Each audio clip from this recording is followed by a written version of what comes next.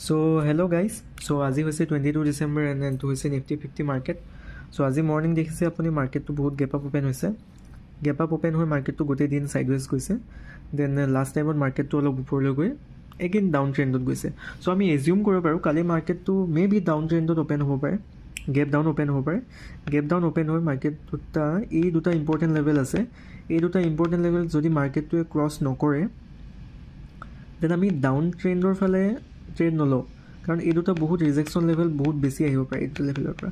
চ' এই দুটা লেভেলৰ পৰা মাৰ্কেট ৰিট্ৰেচ হ'ব পাৰে। চ' আমি এই দুটা লেভেল ক্ৰছ নকৰালৈকে ট্ৰেড নলওঁ।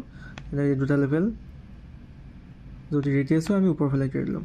অ'কে, দেন আপোনাৰ যদি ইয়াৰ অপ'জিট মাৰ্কেটটো ওপৰলৈ অ'পেনিং হয়, চ' গেপ আপ অ'পেনিং হ'লে আমি এই লেভেলটো চাম 26,217। চ' এই লেভেলটো যেতিয়ালৈকে ক্ৰছ নকৰে, ক্ল'জিং নিদিয়ে, তেতিয়ালৈকে আমি আপ ট্ৰেডৰ ফালে নাযাওঁ। এই লেভেলটোৰ ওপৰত ক্ল'জিং দিলে আমি আপ ট্ৰেডৰ ফালে যাব পাৰোঁ।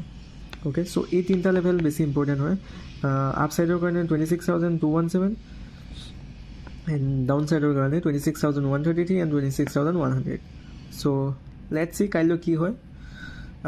এনেকুৱা এনালাইচিছ ভিডিঅ' চাবৰ কাৰণে মোক ফ'ল' কৰিব। Good night.